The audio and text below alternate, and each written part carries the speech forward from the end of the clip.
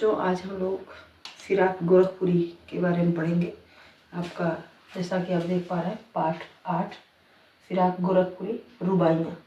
रुबाइयाँ ये बहुवचन शब्द है। इसका एक वचन क्या होगा ये आप मुझे कमेंट बॉक्स में लिख करके बताइएगा। बड़ी खुशी होगी जब आपको भी हम देखेंगे कि आप हमारे चैप्टर्स को पढ़ रहे हो और उसका हमें कुछ न कुछ उत्तर भी दे रहे हो। ये चैप्टर बच्चों बहुत ही सरल, सहज और प्रभावशाली भाषा में लिखा गया है। ये उर्दू के बहुत अच्छे शायर कवि माने जाते हैं और इस जो रचना है इनकी फिराक गोरखपुरी की रुबाइयाँ, इसकी एक खास बात है कि इसकी पहली, दूसरी और चौथी पंक्ति में तुक होता है। तुक जानते हैं ना, तुकबंदी। तुक को शब्द को उर्दू में काफिया कहते हैं और जो रुबाइयाँ हैं इसकी जब तीसरी पंक्ति होती है वो बिल्कुल स्वतंत्र होती है, यानी उसमें कोई बाध्यता नहीं होती है। साथ ही साथ हम इनके जन्म को और इनके पुरस्कारों को भी थोड़ा सा पढ़ लेते हैं। आप अपनी किताब खोल करके सावधान हो जाइए और एकदम मन लगा करके थोड़ा सा पढ़ लीजिए, क्योंकि इसके कुछ पद जो है बहुत ही इम्पोर्टेंट है। परीक्षा में 1 लाइन 2 लाइन करके पूछता है। तो फिराक गोरखपुरी का मूल नाम क्या है? रघुपति सहाय फिराक। इनका जन्म हुआ था 1896 ईस्वी, 28 अगस्त को गोरखपुर उत्तर प्रदेश में। बच्चों, इनकी जो रचनाएं हैं ये गुले नगमा है, बज़्मे ज़िंदगी, रंगे शायरी और उर्दू गज़ल गोई। ठीक है, इनका निधन हुआ था 1983 में। बहुत सारे सम्मान से इनको सम्मानित भी किया गया, जिसमें ज्ञानपीठ पुरस्कार, सोवियत लैंड पुरस्कार और साहित्य अकादमी ज्ञानपीठ पुरस्कार आदि से इनको सम्मानित किया गया। इनकी जो शायरी है, इस शायरी में जो इनकी लेखन शैली है वो बहुत ही प्रभावशाली है, बहुत ही रोमानियत, रहस्य और शास्त्रीयता से बंधी हुई है। बच्चों, इन्होंने अपने लेखन शैली में जो भी हम पढ़ेंगे रुबाइयाँ, उसमें वात्सल्य रस को प्रदर्शित करने की कोशिश की है और एक बड़ा ही घरेलू रूप सादगी के साथ प्रस्तुत किया है। और आपने बहुत सारे ऐसे नाम सुने होंगे जिसमें मीर गालिब का नाम भी आता है। फिराक ने अपनी जो शैली में जो बात प्रस्तुत करने की कोशिश की है, शेर को हम क्या कहते हैं? संवाद, यानी संवाद प्रमुख होता है जो इनकी शेर व शायरी होती है। उन्होंने प्रकृति को, मौसम और भौतिक जगत के सौंदर्य को ही विषय बना दिया और उसी में उसको शायरी के रूप में प्रस्तुत किया। कहा है उन्होंने शायरी के रूप में प्रस्तुत करते हुए कि दिव्यता भौतिकता से अलग नहीं हो सकती, जिसे हम भौतिक कहते हैं वही दिव्य भी होती है। बड़ी अच्छी बात है। उन्होंने रिश्तों का मर्म समझने की कोशिश की है। आपके पाठ जो मिलेंगे हमारे पास अभी, वो वात्सल्य रस है। वात्सल्य रस किसमें होता है? माँ और बच्चे में। तो कल्पना से जुड़ा हुआ ये जो पाठ है, हम इस पाठ की तरफ चलते हैं बच्चों। ज़्यादा समय बर्बाद नहीं करूँगी मैं आपका।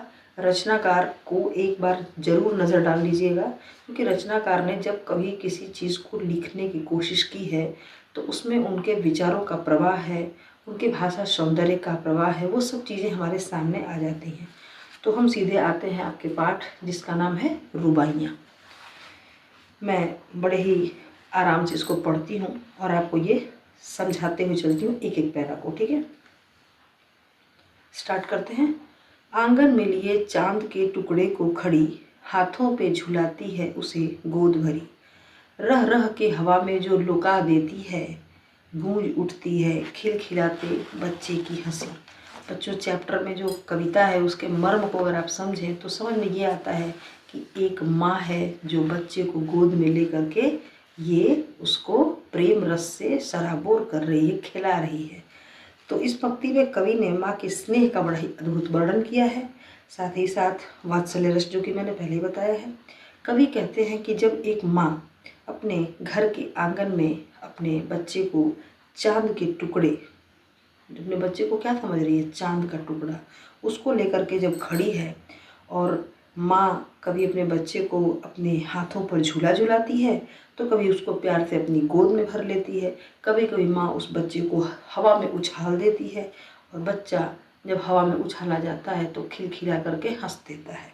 उस छोटे से बच्चे की हंसी से वो पूरा घर का आंगन गूंज उठता है और उस गूंज से माँ का हृदय प्रसन्न हो जाता है। आते हैं हम लोग दूसरे पैरा की तरफ। नहला के छलके निर्मल जल से, उलझे हुए गेसुओं में कंघी करके, किस प्यार से देखता है बच्चा मुंह को, जब घुटनियों में लेके है पिन्हाती कपड़े। पहले तो हम लोग थोड़े शब्द अर्थ को भी एक बार देखते चलते हैं। पहले वाले पैरा में लुका देती है मतलब उछाल देती है, और दूसरे पैराग्राफ में नहला के छलके छलकने का मतलब क्या है? हिलते डुलते। निर्मल का अर्थ है साफ, गेसुओं का अर्थ है बाल, और पिन्हाती है शब्द में पहनाती है। इसके हम लोग भावार्थ को देखते हैं। इसमें कवि ने किस चीज़ को प्रस्तुत करने की कोशिश की है। इसमें भी माँ के द्वारा बच्ची को जब नहलाया जाता है उसका प्रभावशाली वर्णन है। तो माँ अपने बच्चे को जब नहलाती है, नहलाने की जब प्रक्रिया पूरी होती है तो बच्चा क्या करता है, बड़ा ही मनोहारी वर्णन है। तो कवि कहते हैं कि माँ जब अपने छोटे से बच्चे को हिलते डुलते स्वच्छ और साफ जल में स्नान कराती है, और नहाने के बाद जब बच्चे का जो ये बाल है अस्त व्यस्त हो जाता है, उसमें कंघी करती है और धीरे धीरे प्यार से उसे सहलाती है, संवारती है। और जब बच्चा माँ को प्यार से माँ के घुटनों में पकड़ा जाता है तो उसको ज़बरदस्ती पकड़ के वो कपड़े पहनाती है। तब बच्चा प्यार से माँ के चेहरे को देखता है। ठीक है, कहने का तात्पर्य है कि जिस प्यार से माँ को बच्चा देखता है, माँ भी उसको वैसे ही निहार रही है, और दोनों का प्रेम जो है वो अवर्णनीय है, शब्दों में उसका वर्णन नहीं किया जा सकता। तीसरा पैराग्राफ देख लीजिए आप लोग। दिवाली की शाम घर पुते और सजे, चीनी के खिलौने जगमगाते लावे, वो रूपवती मुखड़े पे एक नर्म दमक, बच्चे के घरौंदे में जलाती है दिए। शब्दार्थ देखिए बच्चों, इक का अर्थ है एक, और पुते और सजे का अर्थ, पुते का मतलब है पुताई करना, सजे का मतलब है सजाना, घरौंदे का मतलब होता है जो मिट्टी का घर बनाया जाता है। तो हम इसके अर्थ की तरफ बढ़ते हैं। हम लोग धीरे धीरे शब्द को समझने के बाद अर्थ को समझेंगे तो अच्छा लगेगा। इसमें कवि ने किस चीज़ का वर्णन किया है? दीपावली की शाम का। ये बहुत ही मोस्ट इम्पॉर्टेंट है, इसको आप एक एक लाइन को अच्छे से समझ लीजिए। पहले हमने ये बताया कि इसमें जो तुकबंदी होती है वो 3 लाइनों में होती है, यानी पहली, दूसरी, चौथी। तीसरी लाइन क्या है? स्वतंत्र होती है। तो इसमें कवि ने दीपावली की शाम में जो घर में वातावरण होता है उसको चित्रित करने की कोशिश की है। कवि कहते हैं कि जो दीपावली की शाम है उसको अपने घर में, घर का मतलब कि जो घर का वातावरण है बिल्कुल रंगा पुता है, साफ सुथरा है, और बच्चे जो हैं, माँ जो है बच्चों के लिए चीनी मिट्टी के खिलौने लाती है और दिया लाती है। दिया जानते हैं ना जो हम लोग जलाते हैं दिवाली में, तो वो दीप लेकर आती है, जला करके जगमगाती हुई दिया। और जब माँ अपने पूरे घर में दीप जलाने के बाद बच्चे के मिट्टी के जो घरौंदे हैं, मिट्टी का जो घर बच्चों ने बनाया है, जब उसमें जाकर के दीप जलाती है तो उनके जो माँ का मुखड़ा है, जो सुंदर कहा है ना, एक वो रूपवती मुखड़े पे एक नर्म दमक है। तो क्या कर रहा है कि माँ के जो सुंदर चेहरा है उस पर एक चमक सी आ जाती है, और वो चमक कैसी है? ममता और कोमलता की है, जो उस दीप के चमक से दमक रही है, बहुत ही सुंदर लग रही है। बच्चों हम आते हैं चौथे काव्यांश की तरफ, जो कि बहुत ही इम्पोर्टेंट है ये भी। आंगन में ठुनक रहा है जिदियाया है, बालक तो है ही चांद पे ललचाया है, दर्पण उसे दे के कह रही है माँ, देख आईने में चांद उतर आया है। ये भी आपका बहुत ही इम्पोर्टेंट है, इसको भी ज़रा ध्यान से समझ लीजिएगा। तो कवि इन पंक्तियों में अब किसका वर्णन कर रहा है? बालहट का। हमने आपको अलग अलग टाइप से पूरा चीज़ बताया है। पहले काव्य में किसका वर्णन मिला है? तो पहले में माँ के स्नेह का वर्णन है, दूसरी पंक्ति में बच्चे के नहाने का वर्णन है, तीसरे में दीपावली का वर्णन है, और चौथी पंक्ति में बालहट का वर्णन है। क्या कह रहा है कि छोटा जो बच्चा है वो अपने आंगन में ही मचल रहा है और जिद कर रहा है। किस बात की? उसका बच्चे का जो मन है वो चांद को देख करके जिद कर रहा है कि चांद को मुझे पाना है, चांद मुझे चाहिए। तब जो है माँ बच्चे को दर्पण दिखाती है। दर्पण जानते हैं? शीशा, आईना, जिसमें हम लोग अपना मुखौटा देखते हैं। तो आईना दिखा करके कहती है लो इसमें चाँद को देख लो। बच्चा क्या करता है, आईने में चाँद का प्रतिबिंब यानी चाँद की परछाई को देखता है और परछाई को दिखा करके जो माँ है उसको संतुष्ट करना चाहती है, समझाती है। कहती है देखो आकाश का चाँद इस आईने में ही उतर आया है। कहने का इसमें अर्थ क्या है बच्चों, भावार्थ समझिए कि एक माँ अपने बच्चे की खुशी के लिए हर चीज़, हर जिद को पूरा करने की कोशिश करती है। वो किसी न किसी तरीके से उस कार्य में बच्चे को संतुष्टि दिला देती है। यही तो है माँ, माँ का प्यार असीम होता है। अगला और लास्ट पैराग्राफ, रक्षाबंधन की सुबह रस की पुतली, छाई है घटा गगन की हल्की हल्की, बिजली की तरह चमक रहे हैं लच्छे, भाई के हैं बांधती चमकती राखी। इसमें मुझे नहीं लगता कि कोई ऐसे शब्द हैं जिनका आपको अर्थ ना आए, बहुत ही सरल शब्दों में लिखा गया है और हम इसके भावार्थ को समझते हैं। भावार्थ बहुत ही मोस्ट इम्पॉर्टेंट है।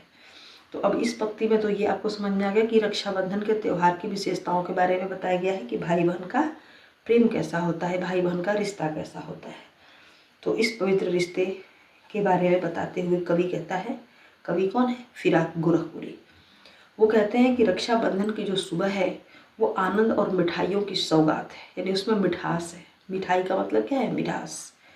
और रक्षाबंधन के दिन सुबह के समय ही आकाश में जो हल्के हल्के बादल छाए हुए हैं, जिस तरह उन बादलों के बीच में बिजली चमक रही है, ठीक उसी प्रकार से जो राखी बांधने वाली राखी है वो लच्छे उसके चमक रहे हैं। राखी जो आप लोग हाथ में बांधते हैं ना, धागे लगे होते हैं उसमें और छोटे छोटे उसमें ऐसे चमकीले धागे भी होते हैं जो चमकते रहते हैं। तो वो कैसे चमक रहे हैं कवि की नज़र से, जैसे आकाश में बिजली कड़कती है। और बहन, जो बहनें होती हैं अपने भाई को जो राखी बांधती हैं, बहनें बड़े ही प्यार से उस चमकती हुई राखी को अपने भाई की कलाई पर बांध करके प्रसन्न हो जाती हैं। तो बच्चों हमारा ये पूरा चैप्टर ख़त्म हुआ। हम इसमें खास बातें जो हैं वो बताते चले आपको।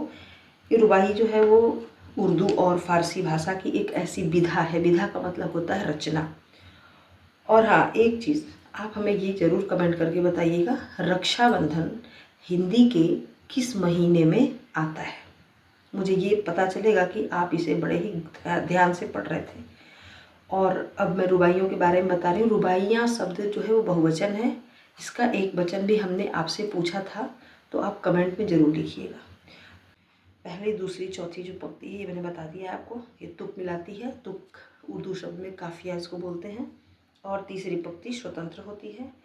बच्चों ये जो रुबाइयाँ हैं ये जीवन के गुण रहस्य को बहुत ही सुंदर तरीके से दर्शाती हैं, प्रभावशाली होती हैं और मन के भाव और अनुभवों को भी इसमें वर्णित किया गया है।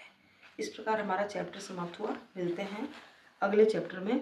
आपको पाठ में किसी प्रकार की कोई समस्या हुई हो तो आप मुझे कमेंट में लिख करके अवश्य बताएं। धन्यवाद बच्चों।